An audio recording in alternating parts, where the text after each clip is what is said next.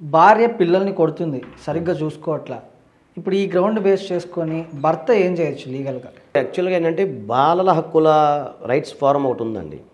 Children rights forum ఒకటి ఉంది. So children rights ఫోరంలో మీరు ఎవరైతే ఉన్నారో తండ్రి కంప్లైంట్ చేయొచ్చు.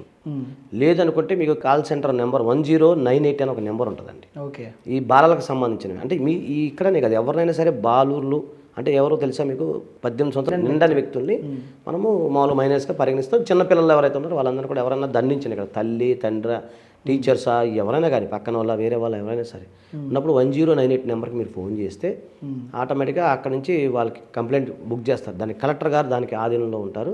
ఆధీనంలో ఎవరైతే ఉన్నారో బాధితుల మీద చర్యలు తీసుకునే అవకాశం ఉంటుంది. సో తల్లి కనుక పిల్లల్ని పెద్దగా కొడుతూ తిడుతూ హింసిస్తూ వాళ్ళకి నౌరిష్మెంట్ అంటే ఫుడ్ కానీ ఆహారం కానీ మెడిసిన్ కానీ ఇవన్నీ ఇవ్వకుండా వేధిస్తుందనుకోండి, వేధిస్తున్నప్పుడు ఏంటంటే అప్పుడు తండ్రి అవన్నీ ఉంటే పోలీస్ స్టేషన్లో కంప్లైంట్ చేయొచ్చు. లేదనుకుంటే గార్డెన్ ఓపీ అంటే కొన్ని సందర్భాల్లో గార్డెన్ ఓపీ ఒకటి వేసి పిల్లల కస్టడీని పొందే అవకాశం ఉంటుందండి.